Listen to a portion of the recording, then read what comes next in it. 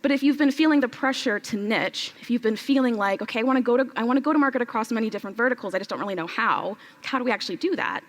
I would argue you really actually need focus. You don't actually need to niche, unless, of course, that aligns with you and your goals. We're going to talk all about how to go to market, which is why you're ultimately here. And when we think about going to market, especially when you have a SaaS or software that's applicable to many different verticals, segments, I actually think, for the most part, we make this a little bit harder than what it actually needs to be. So my goal here today is to do really two things. I want to clarify and I want to simplify. Because when we clarify and we simplify, then we take action. But first, I actually just want to start with a very quick story. So this is a pretty prototypical story. Me and my work, so I run a growth consultancy. We work with SaaS companies all over the world. One of the #1 things we do is troubleshoot growth. And if we're not troubleshooting growth, we are finding new growth and market opportunities for companies. And so this, I would say, is a pretty typical story. But there was a company that we worked with, digital asset management. So it's called a DAM, which I actually love saying. And this DAM is in a particular part of the market where they're not really quite, their whole thing isn't necessarily to compete with the binders of the world. They really just want to make it really easy to bring assets together, to share links to these assets, and enable teams to be able to acquire those assets and use them in whatever they want to do. But what was really interesting was this particular company, of course, they're spread across a bunch of different verticals. They have freemium, they have a demo model, they also have a free trial, and on top of that, they're targeting B2C folks. So they're targeting designers and people designers who want to share assets. They're also targeting some of the mid-market, so this is medium-sized businesses. And then finally, they're targeting enterprise, and they're super on the B2B side. And what was really interesting was one of the very first conversations I had with the CEO and the founder was, he was like, Asia, we are spread super thin. One, I can't hold all of these limes. We've got 3, 4 people on the team, but also we're not making enough progress on growth. We're torn between these 3 very big fundamentally different segments. And then on top of that, the team doesn't really know where are we going next? What is the next thing to go and do? Because we're spread across all these different things. And of course, there's the typical list of the various marketing tactics and ideas, and it's the Evernote list or the list in paper or Notion, and it's 50 different ideas, and maybe a third of them are actually crossed off because we started on doing them. But there's a lot of marketing false starts. There's lots of false starts with growth, maybe if we did this, or what if we did this, or what if we did this. It's very, very common. And the conversation that I had with the founder pretty much resulted in, maybe we just need to find a niche. We just need to niche and just take our whole software and put it over here and just focus entirely on this one particular segment of the market. But the conundrum, of course, was, well, what market do we focus on, and how do we eventually go back to expanding? This is a conversation I've had several times with founders before. And the thing about the word niche is that it has a very specific connotation. I think whenever we say the word niche or niche, whichever one you want, I think what we're actually saying is we really want focus. So when we're feeling like we have this pressure to niche, I think what we're really asking for is we just want to feel like we have a focus, especially if our product or our software is widely applicable to many different use cases, verticals, segments. But here's the thing about niche, and I actually was talking about this with April Dunford, so if you saw her talk yesterday, she is the positioning guru, I would say. But we were actually talking about this the other day, and the thing about niche is whenever we think about niching, typically we think about, okay, we've got our software, and we just need to take one vertical and say, this is now that software for that one vertical. So examples are typically CRM for law firms, for example. So CRM, widely applicable, broadly applicable software category. But what if you took that and crunched it down into, it's just for law firms? Another example, inventory management for coffee roasters, or vacation rental software for short-term rental companies. So typically whenever we think about niching, we think about, okay, great, we've got this like broadly applicable thing, let's just like shove it into a category or shove it into a vertical. And here's the thing, that is not a bad strategy. That's like not what I'm here to tell you to abandon. But if you've been feeling the pressure to niche, if you've been feeling like, okay, I want to go to market across many different verticals, I just don't really know how do we actually do that? I would argue you really actually need focus. You don't actually need to niche, unless, of course, that aligns with you and your goals. So what does focusing look like? Focusing is really just, okay, we have this widely applicable software, and it can be used really in like tons of verticals, and maybe there's actually only 5 verticals it can be applied to. What's really cool about focus is you get to ultimately, fundamentally decide. You get to be selective. You get to choose, based, of course, on a few factors.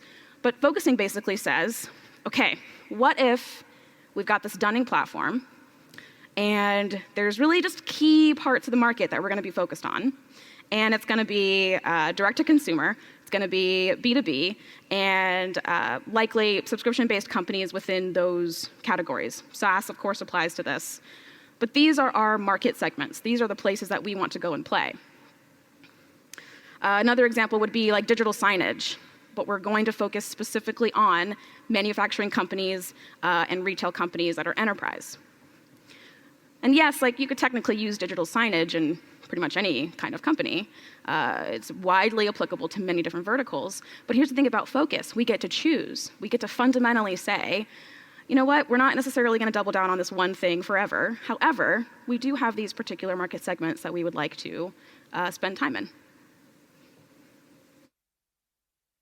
I think the one thing I want to just impart, if you take nothing else away from this talk, it is that a niche can and will give you focus.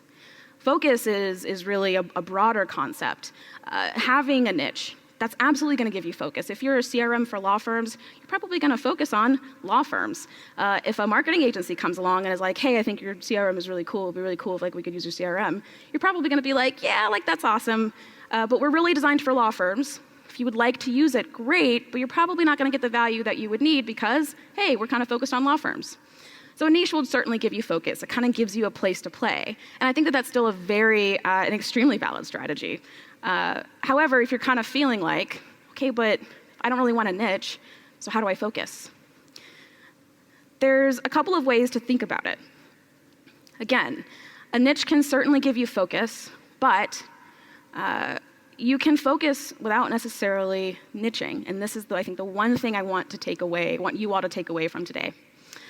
Another way to think about this, though, is sure, like a niche can give you focus, but other things can give you focus too. An incredible strategy and a really great process for actually operating. So the actual execution work of focusing, and then also where are we going to best play where we think we are going to win, which is the basis of strategy. So I'm kind of talking about this, in more or less intangible terms. So I want to make this a little bit more concrete. Here's a great example of a company that does focus really well, extremely well. So most of us are familiar with Segment, if I'm not mistaken, especially if we are in the tech space.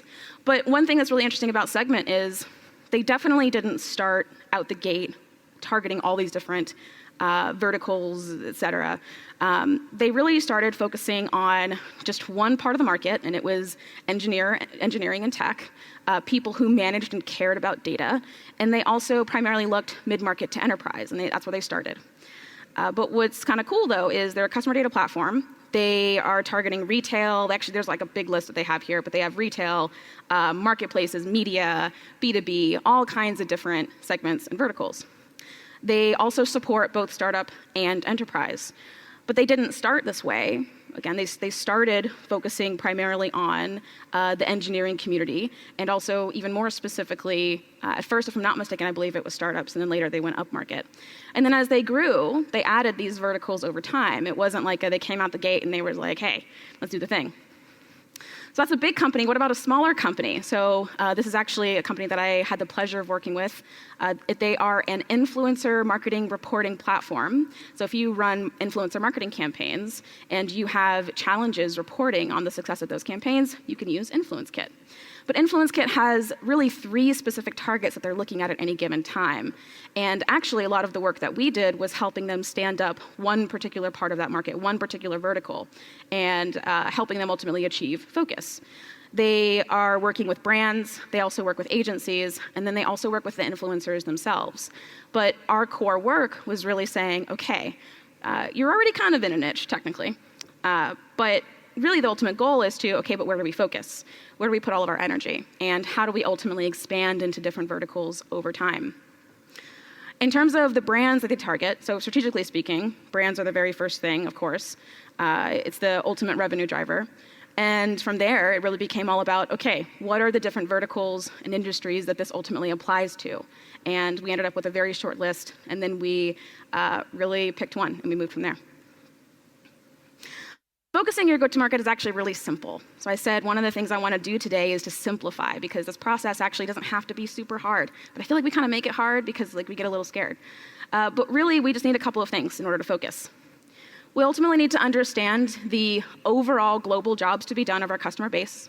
So whether you have 100 customers or 2,000 customers, it doesn't really matter.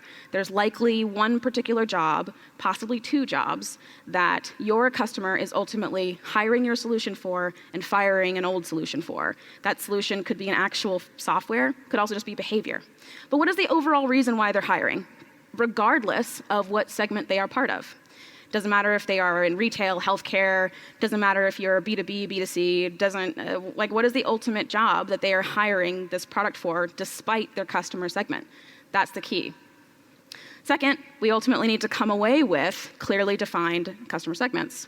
The really cool thing about jobs work is once you understand the job of your customer base, from there, you can then actually identify, okay, great, out of this job that our product is currently working or servicing, what are all the segments now that cater to that job? What are the segments that care about that? And then finally, you guys need a process that your team is ultimately going to follow and stay relatively disciplined in. Bright, shiny object syndrome can be a company killer, especially in the early days. But when we think about going to market across many different verticals, if we have a process that we feel really good about and the team can ultimately execute against, then expanding into new markets and verticals over time, it gets easier, and ultimately the team feels a lot more prepared to do this. And then finally, it just gives you guys confidence that when you're ready to expand and to grow, you ultimately can. Okay, so you're probably wondering, all right, that sounds awesome, Asia, but how do I do the thing? How do I know who to focus on? Where do we start? And the focus framework is actually very, very simple here. So if you're thinking about, okay, if I think about my customer base, I've got maybe hundreds, if not thousands of customers, there's maybe 5 or maybe even 10 different segments or verticals within that. How do I actually know who to go after? The first is we're going to look at who ultimately has the greatest market opportunity, especially after knowing what the ultimate fundamental job is. We call this TAM, or total addressable market, in the software SaaS space. But if you don't have a very clear TAM, and honestly, I think the process here is there are some founders who will say, I just made it up. And there are some founders who actually, they really trust their TAM. Sometimes we call this TAM, but I think really the ultimate gist of this is what fundamentally has the greatest market opportunity. There's the most customers here, the most people that you can ultimately acquire. Next, we really want the strongest product market fit. So once we identify, okay, great, this is our strongest market opportunity, who ultimately is going to have the greatest product market fit within that? And then finally, they need to be people that you actually like to support, both from a customer support perspective and also from a go-to-market and just acquisition perspective. It's something that you guys might have expertise in. It's also something that the support team or the customer success team, they actually like. You might not necessarily want to go to market to a vertical or segment that everyone despises. Don't do that to yourself or your team. However, you might decide that's, there's trade-offs, of course, here. But ideally, these are people you guys like to support. You like these people. You want to see more of them. So I want to give you a really quick example of how this process applies to thinking about finding those top verticals and segments. So there is an inventory management platform specifically for Etsy-made sellers. Before, there were very clear segments within this product. There's handmade sellers on Etsy, there's handmade sales on Shopify, there's also larger manufacturing companies that potentially could use this inventory management platform, but it's a little bit less of a fit. If we were to think about our base, and if we were to think about, okay, who has the ultimate best product market fit, who has the greatest market opportunity, we could probably scratch off a couple of things. For this particular company, it's, okay, well, we know that most of our base is not necessarily on the Shopify side, so we can cross that out. Larger manufacturers, we don't necessarily have the strongest product market fit. However, the first one, it fits all of those requirements. It's the largest market opportunity that we have, strongest product market fit, and also we love supporting these people. So right off the bat, we went from 3 different segments in a market to, actually, we're probably just gonna focus on one. But here's the caveat. We're not gonna say no to these others forever. It's just no right now. That's the beauty of focus, is we're basically going to say, okay, we're gonna go to market on these folks first, and then when we're ready to expand, we will. We can take this process even further. So if you think about, okay, well, the handmade sellers on Etsy, that's actually a pretty big category. We can segment even further. In this particular case, we drilled down into these 3. So these are the 3 that we might ultimately end up be focused on based off of, again, those previous 3 requirements. When you think about your customer base, and when you think about your ultimate, your product, your business, the one question I want to ask you, this is like a little thinking moment here, but does the context of your customer segment fundamentally change how they buy? So does the context of the customer segment change how they buy? I'm going to give you an example. Let's say I am a commission tracking platform, commission tracking software. And my commission tracking software can be applied to 3 pretty different categories. I might use this commission tracking software on my commercial real estate companies. I could use it on, let's say, startups for sales teams. And then I could also use it for, let's say, a really random use case inside of healthcare. Each of those categories have fundamentally different procurement processes, buying processes, requirements, and needs. So the context of each of those segments have fundamentally changed how they buy. A startup, a founder is probably going to sign up for a free trial and kind of tool around a little bit. The healthcare company, they might have a whole procurement department that focuses entirely on finding and searching for software that solves this problem, that solves this need. And then the commercial real estate companies, I might have to actually get on the phone with those folks because they're literally never at their desks. And it's hard to get a broker on the phone. But this is the kind of thinking around the segments and verticals that we are targeting today, is what is the ultimate fundamental context that they are buying in? And does that change whenever we shift our view of our segment? So if you're kind of like, all right, well, based off of the segments and verticals that we have today, the context doesn't really change. Maybe you're targeting enterprise B2B, and the procurement process is pretty much the same no matter where you go. Okay, so if no, then really your number 1 goal here is to continue focusing on an incredible customer experience. However, if the answer is yes, if you are kind of like, okay, my segments, they do fundamentally change the context, like the context upon which customers buy based on their segment, it does change. What do we do? This is where you are actually going to focus your go-to-market efforts really on one segment at a time, and again, still adhering to that focus framework. So we're really going to do our best not to stray too far out of those requirements. But what we are going to do is we're actually now going to simplify the process of how we go to market. Okay, so this is the slide that you guys are waiting for. Like, how do we actually do the thing? Going to market across many different verticals, it really does not have to be, it's not rocket science. And I say that very tongue-in-cheek, because there's probably a rocket science company out there, like in the audience today. But the very first thing is we ultimately need to focus on one segment at a time for at least 6 months.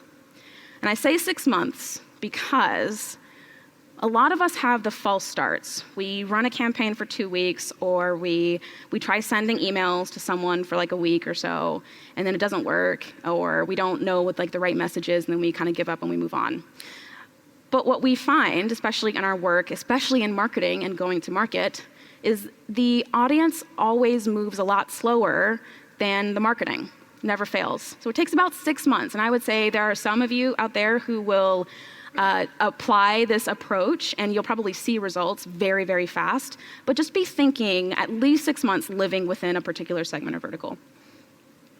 After that, we want to ultimately center our go-to-market activity around that particular segment or vertical. And when I say go-to-market activity, I mean there's a very quick list of things here. This is ideally your sales cadences, the website. So there are probably going to be pages that you build for this particular segment or vertical. There's going to be campaigns, ads that you likely run if ads are part of your growth strategy. There's also likely going to be some prioritizing of the product roadmap. And then, of course, there's all kinds of different like sales enablement content you might need to create. Really, of course, depends on the vertical or segment that you're targeting. But what's important here is the go-to-market activity around that segment ultimately needs to be centered around and focused on who you're targeting. After that, we are then going to demonstrate credibility, and this is much more, this is definitely more applicable to like enterprise B2B. However, even when you look at B2C, establishing credibility, especially in a relatively new segment or vertical, really this is like, it's pretty easy. I mean, it's customer testimonials, it's case studies. It also could be, maybe you are speaking at certain conferences. Maybe you're also establishing credibility in other ways that's very visible to that particular segment or audience. And then finally, after you go through this process, and again, we're living with this for, it's not just like 2 weeks, it's gonna be like a 6-month process. For some of you, it might actually be years, especially if you are targeting, again, that B2B enterprise side. But after going through this process, we then get the engine going. If it doesn't work, we of course iterate, but then after that, we repeat, we do it again. There's a couple of caveats here. The first is a lot of this is going to fundamentally depend on the size of your go-to-market team. So the more verticals that you add, ideally, the more support that you have on the marketing, sales, customer success, et cetera side. However, if the goal is not to build like a big giant team, that's okay. You can actually still use this process. What it's going to look like is you might not continue to run those campaigns after you get the engine going. You might decide to move on for a while to something else. Of course, it really, I hate to say it depends like a typical marketer, but it does kind of depend. It really depends on your situation and ultimately what you want to accomplish in this process. One thing, again, to remember is the market is always going to move slower than your marketing. It takes, I think like an hour these days to set up a Google Ads account and to start running your very first Google Ads campaign. But it's probably gonna take the market a little bit longer to catch up. So it's really important that you actually give yourselves enough time to make momentum and to see the result at the end of the day. So if you're kind of like, okay, but like, that seems really easy, Asia. I don't know. I'm not sure if I believe all of this. Why is it that easy? I promise you it really is that easy. The reason why we do it this way, there's a couple of reasons. First, if we try to go to market across many different verticals all at once, a couple of things happen. The team is spread too thin, and the story that I told earlier kind of happens all over again. Now we don't really know where to focus. We're not really sure like what to do next. It's not really clear because Susie's over here like running campaigns for e-commerce, but then Gary is over here like doing a whole other thing, and it doesn't seem like we're all like moving in the same direction. So we take this approach, one segment at a time, building things as we go, instead of trying to do everything all at once, purely because we just don't want to spread ourselves too thin. We don't want to risk the burnout of trying all these different things across all these different segments and verticals and then not getting the result that we want to see.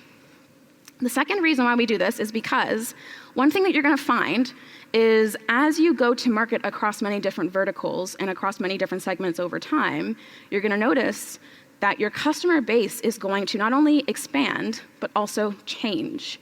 You're gonna start seeing different kinds of customers. You're gonna start seeing different kinds of jobs to be done and needs. And what's really important about this process is by going one segment at a time, you actually allow yourself to remain open to new customer opportunities. One thing you don't necessarily want to do is say, okay, these are our 3 segments forever. it's a little bit risky. And there are some, who can do that, and they're very successful with it. But what I would recommend, based off of what we've seen, is as you go through this process, you might find that there's actually another segment that pops up that has incredible product market fit, a great market opportunity, and taking this approach allows you to be open and flexible to that happening. And then, of course, if it doesn't happen, you stay the course and you continue your existing strategy.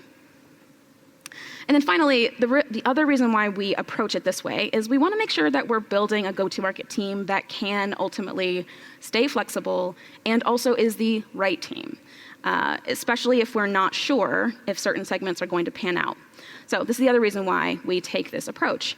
But I promise you, it can actually be very simple. The hardest part really is just getting the focus and then committing to it and being disciplined. So I wanted to use a real-life example as we close out today. This is a company that I feel like most of us are probably familiar with. We're probably all familiar with Profitwell. I do not work with or for Profitwell in any capacity. I'm actually really just taking a look at their website, and I'm making my best guess based off of what I've seen on their social, what I'm seeing on their blog. But Profitwell and also Price Intelligently, this is, how would you say, I guess like subscription metrics platform. I'm actually not sure what the exact category is. But Profitwell is very interesting because most of us probably know them as B2B SaaS, actually maybe not even B2B. Maybe it's actually just SaaS subscription metrics platform. But what's been really cool to see is Profitwell is actually expanding, not just from SaaS, but they're actually expanding into new categories as we speak. And this has been, I would say, like a 1 to 2 year long process that I've been observing this. And it's been interesting because I think a lot of us might have seen maybe some content coming out of them. A lot of us might not have actually seen this. But they're starting to expand into D2C, which is very interesting because it's an applicable use case, but in a pretty different vertical, but there are some similarities. So what Profitwell's doing is they're starting to expand their website. So they're creating landing pages for this particular vertical and segment. They're also creating content specifically for this vertical or segment. It's really interesting because when you look at their SaaS content or their SaaS-focused content, there's a lot of like written articles. They have, I think, a podcast, and I think they also have like a video channel as well, if I'm not mistaken. But for their D2C customers, it's really clear they're really going hard specifically on rich media, because when I think about D2C, it kind of makes sense. It's a medium that this audience is more likely to engage with. But they're not just stopping there. They are, of course, creating landing pages specific to this particular vertical as they expand into it. And then finally, they have restructured their website a little bit as well. So in this dropdown, for those who are in the back and who probably can't see, they have the B2B subscription landing page, the B2C subscription landing page, which is their D2C version. They also, of course, have e-commerce and media. So these are their different verticals that they are ultimately targeting. But it seems like, from what I can see on social, and I'm not getting like any of their emails or anything on the D2C side, but it kind of seems like this year for them has been focused on expanding into this particular market, which has been really cool to see because I think it's a great example. One thing to keep in mind, though, is as they are expanding into this different segment, they haven't really changed their website, or their homepage, I should say. The homepage is still focused on that core value prop. If I were to kind of take a step back and guess like what the jobs to be done would be for Profitwell, it's probably, when I can't measure the performance and success of my business, give me a platform that does exactly that so I can confidently grow my subscription-based business. But what's cool about that job is it doesn't really matter if you're SaaS or if you're D2C or whatever vertical. If you have that problem, then you're probably going to evaluate Profitwell in your specific context or your specific lens.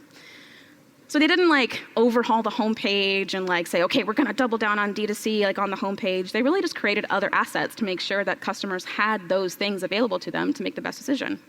And I think the other thing too to keep in mind here is that they didn't ultimately alienate their original SaaS audience. Do we all really care if Profitwell expands into D2C? Probably not.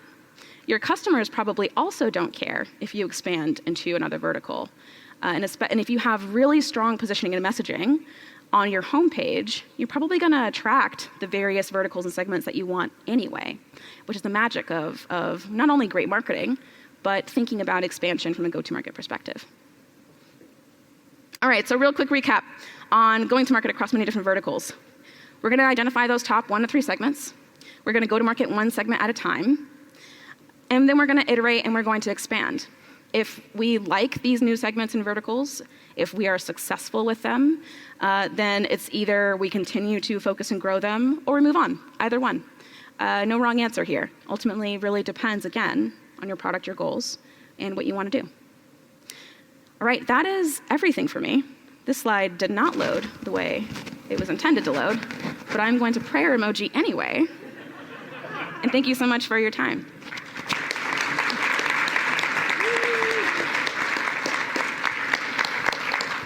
Thanks, Asia.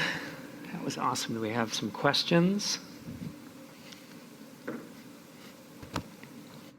Thanks. That was a really amazing talk. As founders, what indicators should we be looking for to kind of help us differentiate between whether something is actually a good potential market segment for us to target and when we're having shiny object syndrome? Ooh, yes. That's such a great question. Okay, so the question was, what are the indicators that it's an actual viable segment versus a bright, shiny object? Great question. And really, I think it's ultimately, what if I don't know what the top segments are? Or like, what if that's unclear? Okay, there's a couple ways to think about this. The first way is when you go through your, assuming that you already have customers, when you go through your existing customer base, usually signals for market segments are already there. If you don't have signals in your existing customer base and you are, this is an entirely new part of the market, you don't have any customers in that space, you're actually going to go through what we call customer discovery. You're going to go through the customer discovery process. And one of my absolute favorite books that I recommend all the time is Lean Product Playbook. And there's actually a whole entire part of this book where the author describes the process of, okay, well, what if I don't know if this segment is viable? What are the questions I need to ask? What does the interview process look like? How do I actually get that information? That's one way that you can approach understanding if this segment is going to be viable for you or not, or it's just a bright, shiny object. I think the other thing, though, is if it's truly, so the second way to think about this is, if it's truly a market opportunity, it's unless like there's some market force that happens that is unpredictable, cough COVID, then there's probably, like that market's probably still gonna be there when after you kind of double down on whatever top customer segment you already have. So if it's something that can wait for a minute, awesome. Keep that in your back pocket, and when you go through the process of, okay, we're ready for expansion, that segment can be in that list and you can reevaluate it then as well. But what we don't want to do is we don't want to fundamentally reshift our priorities strategically unless we absolutely have to. And the market opportunity on the other side of that has to be pretty dang great for you to, kind of shift the point to shift in a different direction. But that's how I would think about that. Hi, Aisha. Thanks for the presentation. So sometimes 6 months, you mentioned the process 6 months. Sometimes it's a lot of time for startups like life or death. What level of activity is expected in those 6 months to prove the segment? And can it be accelerated somehow? Yeah, such a great question. So here's the thing. I think if we don't know if it's a viable segment, then we kind of have to go through the process anyway of validating it, right? But if we're pretty sure it's a valid segment, I think the question I would ask actually back would be, would you rather spend 3 to 6 months really committing to something to know that the next 2 to 5 years would be set? Or would you rather continue to kind of like jump in a bunch of different places? And that's kind of the way that I think about it. Yes, there is a little bit of there is certainly risk here, but I think if we're thinking about mitigating risk, then the best way to do that is to go through this discovery and development phase. And that's how I would think about kind of minimizing that. Then spending 5 to 6 months probably doesn't feel as bad if you're pretty confident in it. But you asked about acceleration, which I think is interesting. At the end of the day, it's going to depend on your market. It's going to depend on the segment. If we're thinking about accelerating B2B enterprise sales, there's only so many things that we can do up to a point. At the same exact time, however, depending on that market segment, you might find that it is actually possible to accelerate. And in terms of like what is the list of things to do, I mean, we're at the very bare minimum. We're expanding our website. We're running campaigns, and I'll let you decide to what degree do we run those campaigns. Because if you have the budget and the time to go all out, that could be a way that you accelerate it. But at the very bare minimum, that's it. And then on top of that, what's our talk track? What's the message that we put out to those people? What's the experience that we need to provide those people to best maximize? And that's going to depend on your product, whether you have a demo model or a free trial model, whether you have email onboarding. I mean, you got to think about every single touch point of the customer experience. That, I would say, would honestly be the bare minimum. I think anything else that's left on the table is really another opportunity to improve conversion. Any other questions? Great talk. I was wondering if the use of pricing to separate verticals ever makes sense, or it's kind of standard pricing across all the verticals. Yeah. Ooh, good question. So typically what we see is based off of the segment or vertical. Ideally, your model doesn't have to fundamentally change unless you're going up market and now you got to figure out like enterprise pricing. That's usually what we see. Ideally, though, your model doesn't have to totally break and get rebuilt. It's rare that we've seen that. What we usually see, though, is again, unless the market context, unless it fundamentally changes how someone buys, you probably don't have to totally change the pricing. I will say what is confusing from a customer experience is seeing that there's pricing for one particular segment, and then they kind of like wander off into another part of the website, and then they see pricing for a different segment. And they're kind of like, wait a minute. So that's kind of it's a tough situation to navigate. But generally, I would say simplify it. If that segment or vertical is truly aligned, you probably don't have to break apart your whole model and like rebuild it. Again, unless you're going like enterprise, and then you kind of do, because that's just the way enterprise works sometimes. Any more questions? Thanks so much, Asia.